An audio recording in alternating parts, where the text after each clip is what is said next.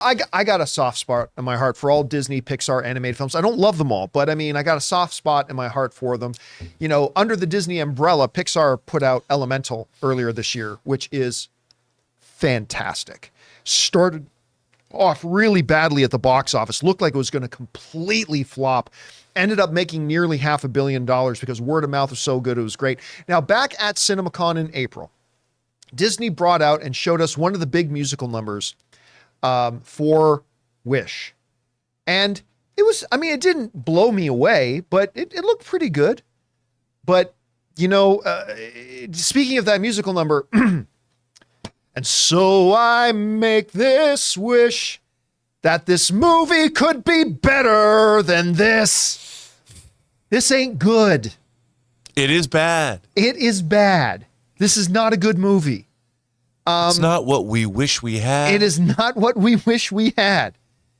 This is a poor movie. And listen, I say that acknowledging that I think the audience score is in the 80s.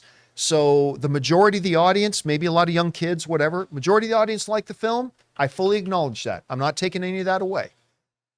The critic score is, I think, sub 50% right now, but it's close to 50%. So evenly split. This was not a good movie, man. Yeah, 47, 83. 47 is what the critic score's at now? And 83. And 83 for the audience score. So I acknowledge that the majority of the audience likes it. I'm not one of these film critics where if the audience score isn't the same as my opinion of it, that I try to discredit the audience score. No, hey, I acknowledge it. A lot of people seem to like it. That's great. But not only is Wish not a good movie, but it kind of symbolizes everything wrong with all of Disney's films right now. And by all, I mean that in a general context. There are clearly some exceptions. But I mean, here's the thing. You have this movie with this great character, Asha. She's a really good new character in the Disney things. She's a warm-hearted, innocent, but wide imagination character who can sing the shit out of a song, right? I mean, just a great classic Disney character. I love the character. You have this potential foil with King Magnifico, voiced by Chris Pine, who is truly a highlight of this film. And they introduced this thing in the movie. I want to look like that. I hope I look like that. I want to go for that facial. I think Ray could help you out with that. Hearing Chris Pine sing about how handsome he is pretty funny. But they set it up beautifully. King Magnifico, this is all in the setup of the movie. I'm not spoiling anything. King Magnifico built this city. On rock and roll? On rock and roll. So he built this city, him and his wife, built this city as a safe place where people can go and never have to fear. And because they mentioned, had this tragic thing that happened when he was a child, and he didn't want that to happen to anybody else again. Okay, so they introduced that part, right? So I think, sitting in the movie theater, ooh, that's going to come into play. The fact that King Magnifico, and they don't tell you what that tragedy is. It's just some torn, like a banner that's sort of a portrait of his family that you're just left to guess, ooh, something bad happened when he was a kid, and it kind of motivated him, and it's like, that's going to come into play later in the movie. That's going to become a big, big, important thing in this movie. It's never mentioned again. The core motivation for your antagonist was never mentioned again. And there's a little song, by the way, the songs are not particularly memorable in this movie, like a lot of other Disney films, not memorable in this one. And So I Make This Wish is a pretty good little song.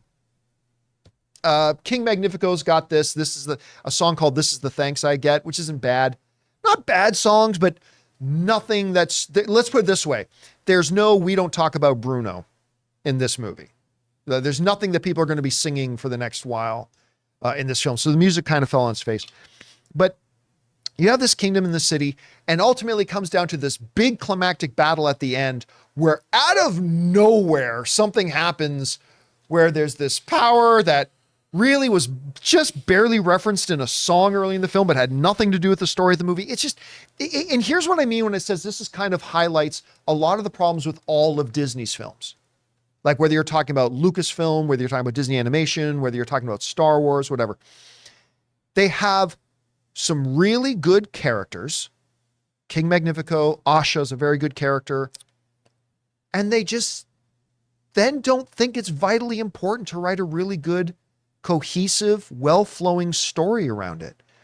And so you're left with, and I know I said, oddly enough, the problems with there's a lot of problems in Napoleon that are the same problems here, that you're left with a movie with, she's got a group of these 4 or 5 friends. I couldn't tell you the names of any of them. I couldn't tell you a single name out of any of her friends. Alan Tudyk as the voice of the goat, scene stealer. Yes, absolutely. But all of his best lines are kind of dead in the trailer. He's no Black Phillip. Yeah, no. Jeez. I hope Maybe not. he is Black Phillip. Live deliciously. Maybe this is a Black Phillip origin story. I gotta say, I hope not. But we want to take a second to thank a sponsor of this video, Fume. Quitting cold turkey is great in theory, but you and I both know it's way more difficult than that. And that's why there's a better way to break your bad habits. We're not talking about some fake online promises. We're talking about our sponsor, Fume. And they look at the problem in a different way. Instead of a drastic, uncomfortable change, why not just remove the bad from your habit? Fume is an innovative, award-winning flavor-aired device that does just that. See, instead of vapor, Fume uses flavored air. Instead of electronics, Fume is completely natural. And instead of harmful chemicals, Fume uses delicious flavors. You get it. Instead of bad, Fume is good. It's a habit you're free to enjoy and makes replacing your bad habit easy. I personally didn't know what to expect when I first got my Fume. I mean, I've never liked vapes, but my goodness, the taste. The first time I tried it, I was completely sold on it. It was incredible. Stopping is something we all put off because it's hard, but switching to Fume is easy, enjoyable, and even fun. Fume has served over 150,000 customers and has thousands of success stories, and there's no reason that can't be you. Join Fume in accelerating humanity's breakup from destructive habits by picking up the Journey Pack today. Head to tryfume.com and use the code CAMPEA to save 10% off when you get the Journey Pack today. That's tryfum.com and use the code CAMPEA to save an additional 10% off your order today. I mean, you're literally left with, I'm in this kingdom. Oh, you're bad now. And I want to kind of temper what I say, because I don't want to give spoilers away for those who are planning to go see it.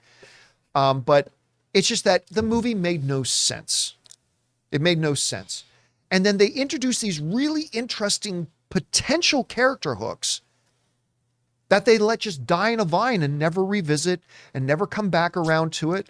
Like, especially the King Magnifico thing is like the biggest sin to me in this movie, where like when we meet this guy who's going to be the antagonist of the film and we get introduced to this, the whole reason he does what he does is because of something tragic that happened to his family in the past. And you're left to think this is going to have a payoff. This is going to come up later. This is going to be a part of the core about how ultimately maybe to defeat the antagonist. Much like Ralph Fiennes and Anya Taylor-Joy's movie, The Menu, where she's realizing and researching, and his first job, the chef's first job was working in this burger place. And as she sees the only pictures of him where he's happy and smiling is when this great world-renowned chef used to work at this burger joint. So what did she do? She tells him that of any dish that he's going to create for her last meal, she asked him to make her a cheeseburger, right? They had this big, delicious payoff at the end, this thing they set up. And you're kind of expecting something like that in here, but it just doesn't. It's just that this well-meaning guy, tragic thing, now he's crazy evil. And it's just, and no heartfelt development with Asha, although they could have done some really interesting things with her deceased father. The friends were just random insert. It was open AI, write 4 friends for the main character. Okay. And here they go. So not memorable music, no payoff with the narrative flow, no real sense to the movie whatsoever, a wasted antagonist. Listen, there's not a things that are straight up bad about the movie. There just was a real painful, obvious lack of a lot of good. So while I respect that it's got a good audience score right now, and I'm happy that it does, and I hope it has success, I think you take a pass on Wish. Like I said, I wish this movie was better. It just wasn't. I didn't ask you, did you sneak out to see it yesterday when it opened? No, I didn't. I was at a sound mix all day yesterday. I'm shocked. So yeah, shocked. I didn't. I know I didn't run out, but look, I want it to be good. Every time I go to a Disney movie, I hope it surprises me as much as The Emperor's New Groove did when I saw that. And I was like, wow, this is good. Yeah. Cusco. By the way, somebody's asking me, Bobby Jackson in the live chat is asking me, but will kids like it? I think so. I think kids will like it. Listen, it's bright, it's colorful, they're singing animals. Alan Tudyk the goat makes jokes about his butt. There's at least 3 jokes about his butt, and I got to you think that would get tired after the first joke? Actually, it's pretty funny.